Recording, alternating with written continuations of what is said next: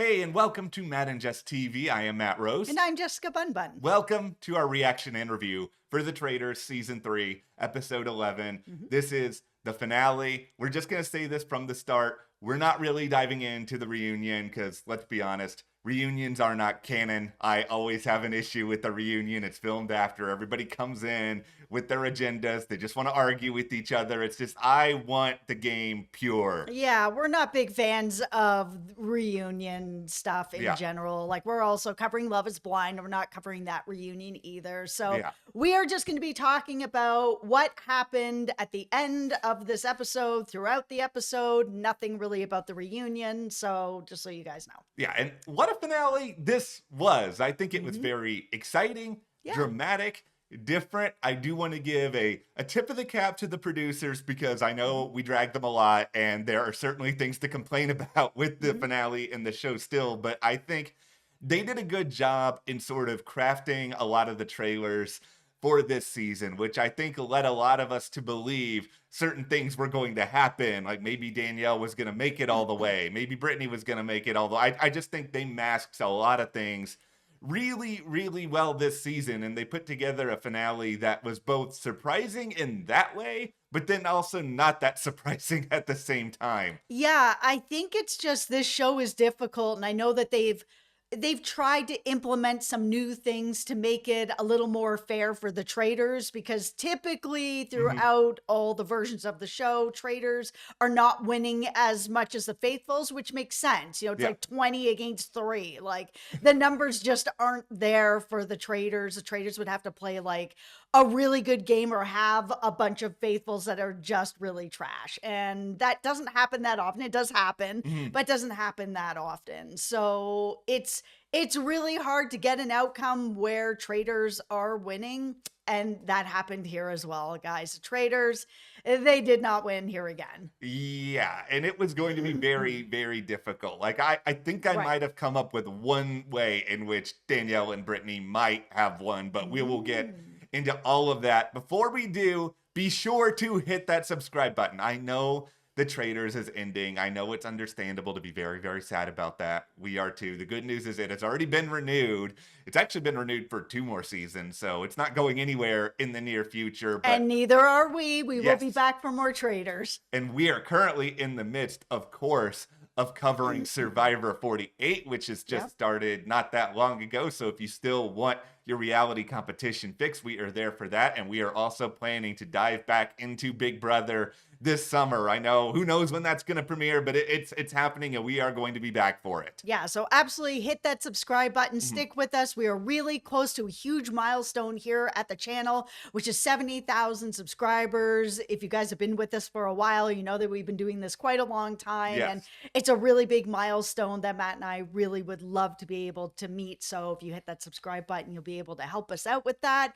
Also, you can follow us over on our Patreon. It's another really great way to help support Matt and I here at the channel to be able to continue to bring you all the coverage of all these reality shows and scripted TV. We are covering over there exclusively right now The Pit, which is airing on Max. And then we've just finished up Prime Target, which was airing on Apple TV Plus. And we also are going to be covering Bosch. That's going to be coming up, final season, Legacy, over there exclusively. It is the only place that you can get those weekly reviews. And we also do, of course, talk reality TV over there. So thank you so much to everyone who has joined. Thank you guys. We really, really appreciate that. Okay, satisfying finale. I feel like 10 out of 10. I felt so excited about this. It's no offense to Danielle or Brittany or any of the other traitors. I just feel like in general, the traitors were not a cohesive group this year.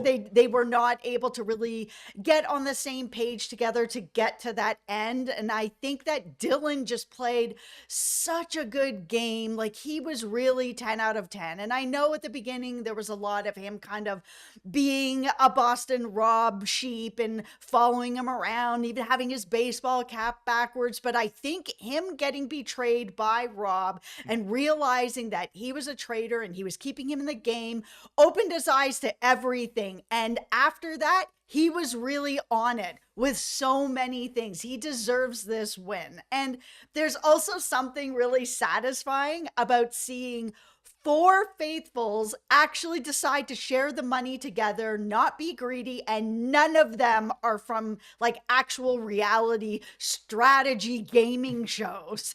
Okay, so I'll start with this.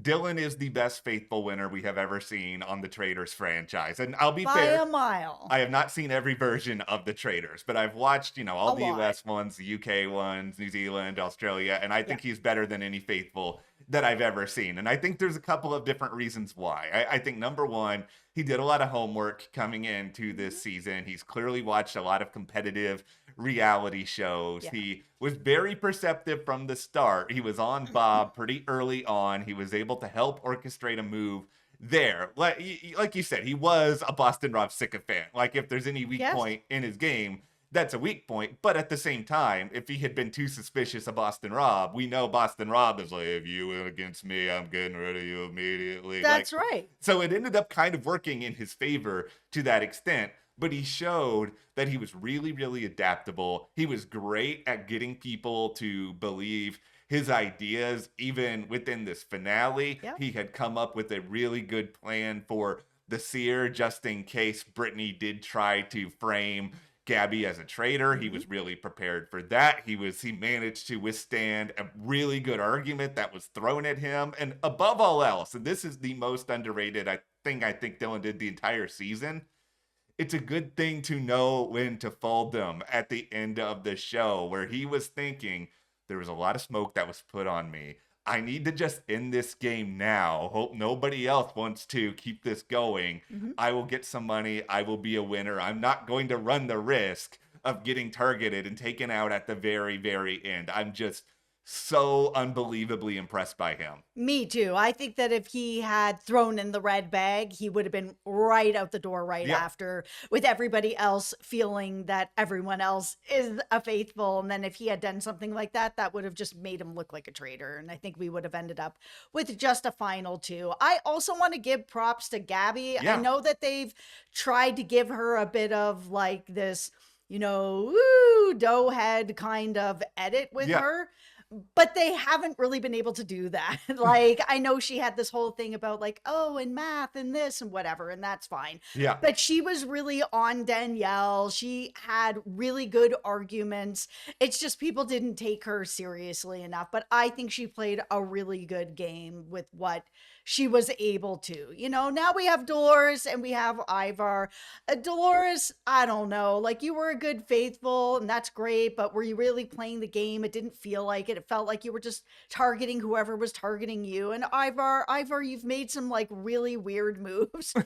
Where you were getting information and then going straight to the person the information was about, and they were traitors. Like, it just felt very odd the way that you were playing. But at the same time, you're not a gamer. You weren't part of sort of the Big Brothers or the Survivors. So you get a pass. I feel fine with everyone who won.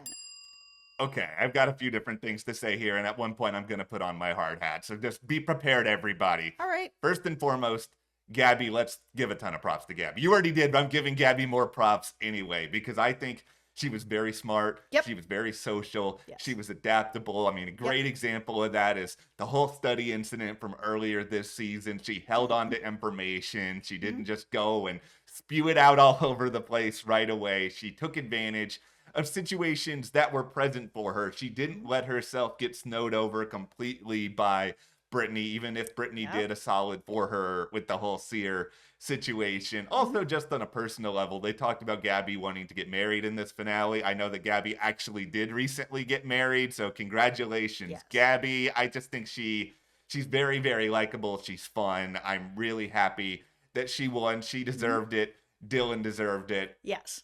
Okay, now things get tough, everybody. Because here's the thing.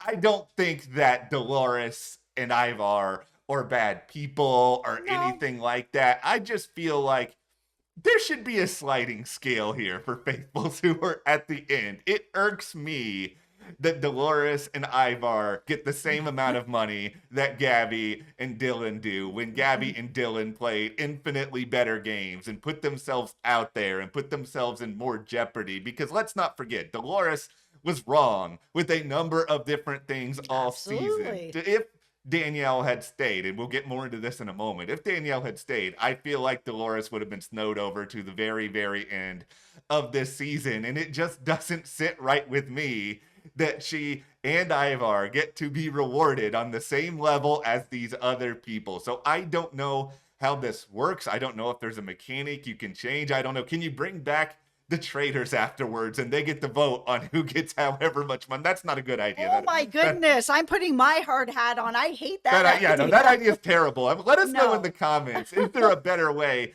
Maybe there's not, because, you know, this is the reality of these shows sometimes. It happens on Survivor. It happens on Big Brother sometimes, where you have winners where you sit back and you're like, okay, you didn't really play the best game. You shouldn't be getting all that money. But it's just how these games work sometimes. And it's just a little bothersome to me that really one of the ideal strategies to win the traitors at this point is you go in as a faithful, you don't really do much, you don't really get that much suspicion on you, nobody really takes you that seriously, and you can just make it to the end, and maybe, just maybe, you will win a lot of money without doing a whole lot. I feel like a lot of people are going to agree with you on that. Yeah. I don't agree. That's and fine. The reason that I don't agree is that I think whatever gets you to the end to get to that money, you shouldn't get less money because you played a game that was a lot more safe, or, you know, you made some bad moves like Ivar did, where he took Wes's information and went around, spread it all over town. He could have ended up going. He's been in jeopardy a couple times. He has been able to talk his way out of being in jeopardy for a couple of round tables. Dolores also had been brought up a bunch of times by Ivar over and over and over again, and she was able to talk her way out of it. I think that if you are not doing big strategic flashy moves, but you still make it to the end, that is a form of gameplay, and you still deserve the same amount of money. I don't think you deserve less because you're not at the Dylan level. Like, it would be nice to be able to give one of them, say, a faithful's crown because you played the absolute best faithful. At the same time, that's dividing a group of people that all played together and they did it together and they wanted to share together, that then, like, putting someone ahead of someone else to be like, you're a better faithful than the rest of them. It's kind of like, well, why? You all made it to the end. You all played differently. True. Some of you put yourself out more than others, but there is no wrong way to play this game. And that's where I am. I have my hard hat on. It's all right. You can come for me for it. Okay, here's the thing. I think you're probably right. I'm a Libra. I'm just very emotional. I'm coming into this. I'm a Pisces, the Pisces season, and I'm very emotional as well. But I just feel like, you know, if you made it to the end, it doesn't matter how you made it to the end. And I know lots of people like, oh, you can't be a floater. You can't float your way to the end. No, you can float your way to the end. And if you do and you win, then you deserve your win. Here's the funny thing, though. I really like your faithful crown idea here, because I'm going to propose how this should happen now. I take it back. No, you can't take it back. You've introduced it now. So if you're walking away, I'm grabbing it and I'm running to the castle. It's all yours. I think everyone needs to be equal. So, they all played.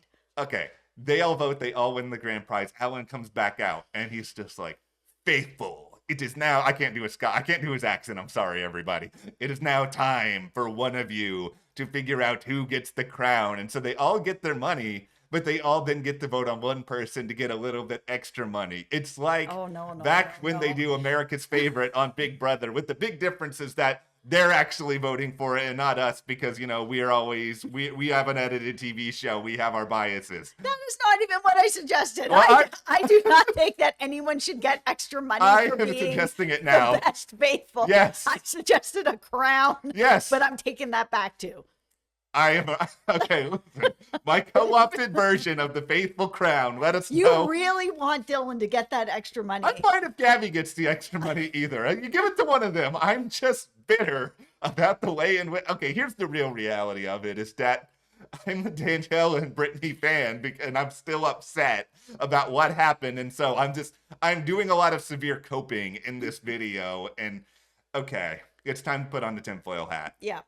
Here's another level of coping, everybody. Okay. Here's the only way in which I think Brittany and Danielle end up winning this season. And this is where Brittany made a catastrophic mistake. And I understand why she made it, because she didn't have the information and she clearly thought Dolores was going to vote one way, and that ultimately didn't happen.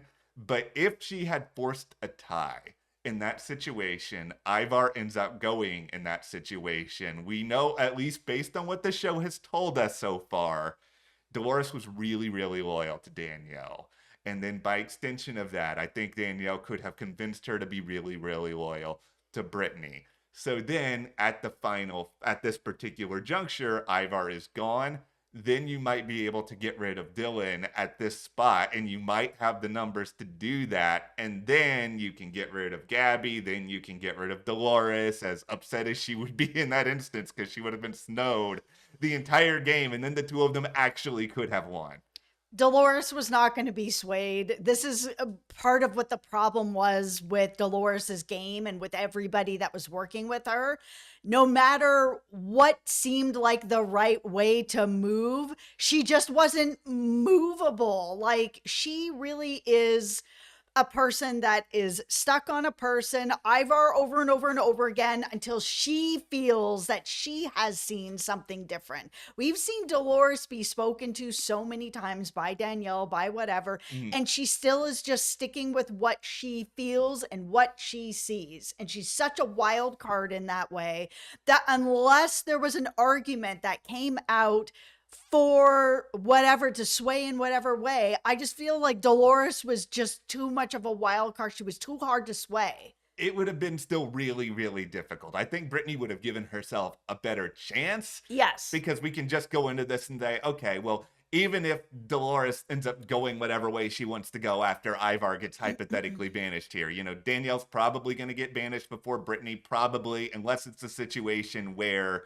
we end up seeing Dolores end up getting rid of Brittany at that point. Then Danielle makes it to the final four, and it just feels it's going to be really, really difficult because Dylan is there and Gabby is there, and they're both just so smart and so aware of things that they were really facing a pretty uphill battle no matter what. Because if Brittany makes it to that final four, Dylan, if he's there, he's going to get rid of her no matter what. So it's just a really tricky situation. The only way I foresee both Danielle and Brittany winning is if they got rid of Dylan at some point before that final four. Yeah, Dylan was not going to let that happen. There was no way. He was onto it, and he wasn't going to let that happen. So Brittany really shot her shot there. Yeah. She had a great argument. I think it's just because everybody, I think, knew in their heart of hearts that Dylan was not a traitor. There was just no swaying that. No, the only argument Brittany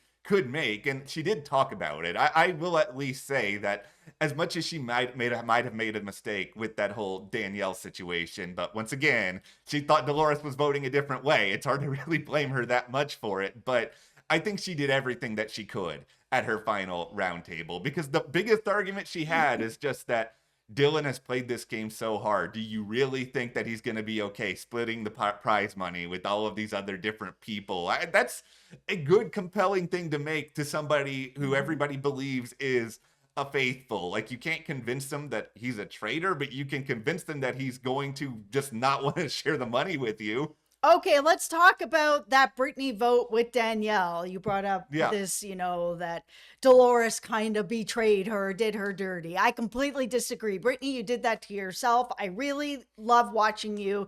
I've loved watching you on Big Brother. I loved watching you here, but you did this to yourself. You are in control of your own vote. You know that you can't trust what Dolores is going to do. We've seen it over and over again with her, that she is such a wild card that even if she gives you a nod, that nod could mean anything. Like, she's looking at Dolores like Dolores has betrayed her. And it's just like, girl, you betrayed yourself. You could have still thrown your vote at Ivar and just let it fall where it was going to fall. And then if it still fell where it was Danielle, you still could have said, listen, I voted for Ivar because whatever, and make up your argument. Or be like, I'm not betraying Danielle again because you guys all know about what happened on Big Brother. And we have a friendship that has now, got betrayed, that has now come together. I can't do it again.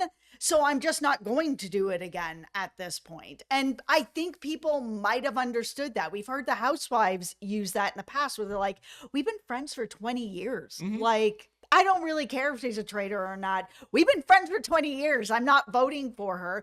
And Brittany could have made that same argument to be like, you guys all know what happened in the past. I'm not making this vote again. Other people have been, I'm just going to vote for Tom Sandoval every single week because I don't like him. And no one was like, oh, well, Chriselle must be a traitor then. It's like, okay, no, she's voting personally. And a lot of people were.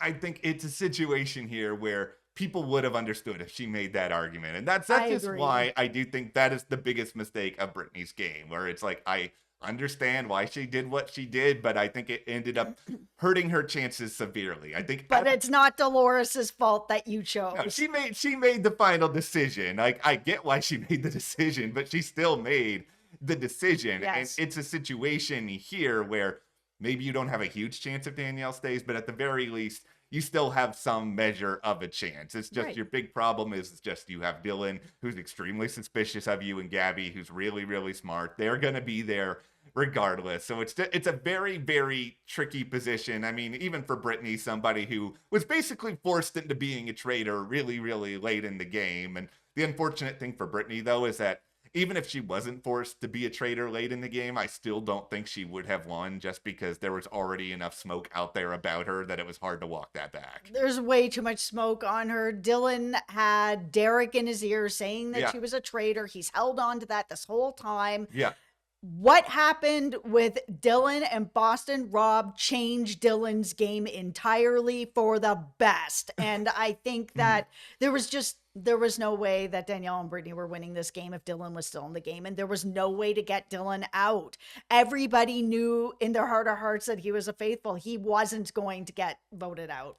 Okay, now here is where I put on the beef hat. And I'm not beefing with Dylan. I'm not beefing with any of the winners. And I know I've already said what I've said about Dolores and Ivor. They may be beefing with me. But here's my issue with the show. And I think we talked about this even at the very, very start of this season, if we go back in time, that the biggest problem with the Traitors in its current form in America is that it is fundamentally impossible in my mind to replicate what Cirie did on the first season, where she came in, she dominated, she won. But because of that, and because you're casting more and more people who are either on these competitive reality shows or at least aware of them on some level, people are always going to be very, very suspicious of these people, especially when production is doing what they're doing and making them traitors so many times that I think you're always going to assume that these people are traitors moving forward.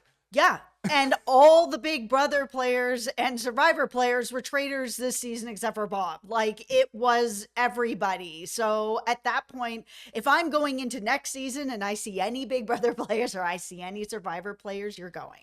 Yeah, it's just a really unfortunate situation, because I tried to think in my head. I was trying to like, okay, let me think of some Big Brother and Survivor people who could come on board the show, who are, whether it's somebody like a Steve Moses, who was really likable on Big Brother and wasn't always thought of a schemer, but was a schemer on some level, or even somebody like, Taylor Hale, who is incredibly popular and really, really likable because she's still a Big Brother player. Winner. Yeah, like they're all going to be really, really suspicious of her.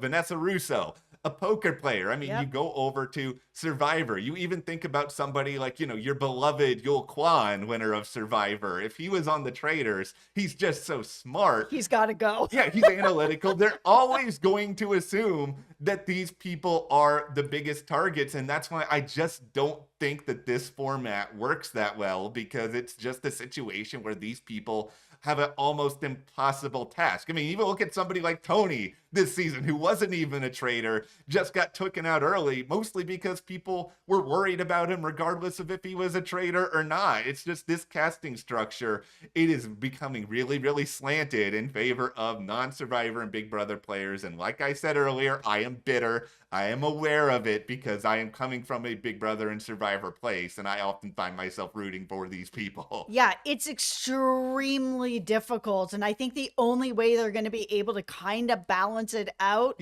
is to stop having so many of them, because as soon as you have like, 3 Survivor people, I mean, I would be pretty suspicious. It's the same when they're like, we have 4 Real Housewives. Yeah. Okay, they all probably know each other. That's not helpful at all. Yeah. Like, it's too many from the same show. And we have so many reality shows at this point that you can pick one from everything and make a cast. Yeah, you really can. Like, if we were to say hypothetically, okay, let's just take Yule and let's take Taylor and let's put those two in the game, and there's nobody else from their shows, like maybe they would. They might have a chance. Yeah, they might have a chance in that instance. And then, yeah, maybe we take somebody, I don't know if Netflix would ever allow this, but maybe we take somebody from Love is Blind. Yeah, maybe we take or somebody, The Circle. Yeah, we just pull some people from a lot of other shows and try to mix things up a little bit. And maybe that does work a little bit better for this show moving forward. Yeah, I think that the problem is they're kind of just pulling from the same shows, and they're pulling multiple people. And I know that they want to have some beefs, and we saw some of that this season, and that's fine. But at the same time, it also makes for some difficult to watch gameplay where I watch Chriselle vote for Tom every week just because she doesn't like him, and she's not really playing the game. She's like, I just want to prove a point. That's what it felt like. I just want to prove a point that I don't like Tom and I'm going to vote for him every week. And it's like, then get off the show. Yeah, I just think from this perspective right now, but like we said earlier, the Traitors has been renewed for 2 more seasons in the US. So for one of these seasons, why not just try all new people? Like, why not just give that a whirl? And, it has worked really well internationally. If it doesn't work, you still have another season where you can do all of these reality people. They just need to not do what they did where they split it with half reality people and half newbies, because newbies are just going to get run over like we already saw, or they're going to end up being like, wow, look at the stars that are here, I'm just going to work with them. Like, it doesn't work. It needs to be all reality or all nothing. And I know we've seen from the comments, you guys are really enjoying a lot of reality, and I like the reality too, but they need to start pulling from other places. It can't just be a pile of Survivor people and a pile of Big Brother people. It doesn't work. No, it's just this format right now has a lot of issues. And I mean, this is where I will give Dolores some credit, is that there were a lot of Real Housewives, and a lot of them ended up going early, and she was still able to stick around. But that is still a problem that the Housewives also face on this show. They do need to mix up their casting. And I like the reality people too. Don't get me wrong. It's just that this format as it currently exists is unfair with the way in which it is cast, and then also the way in which that the Traitors are selected. And we've tinfoil hatted this before. I'm sure they pick a lot of these like Big Brother and Survivor people because they know they can quote unquote handle the responsibility. Just cast other people who can handle it. It's not like you're being a traitor in real life. It's not like you're going around on Halloween and, stealing candy from people. It's a game. Yeah, we watched Ari be a traitor later on in the game, and he's from The Bachelor, and he did great. Yeah, like it's not some big impossible challenge here. Well, thank you so much for watching, guys. I was a pleasure to work with. Oh.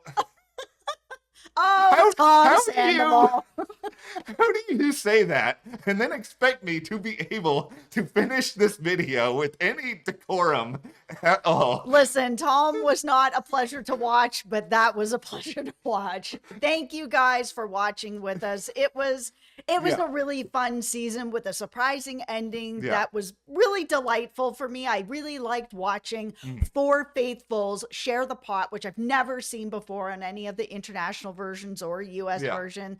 It was really delightful to watch. I really liked it. I think that Dylan, you played an amazing game. Gabby, amazing game. Yeah. And Ivor and Dolores, you guys also did really well, and you all deserve to be there.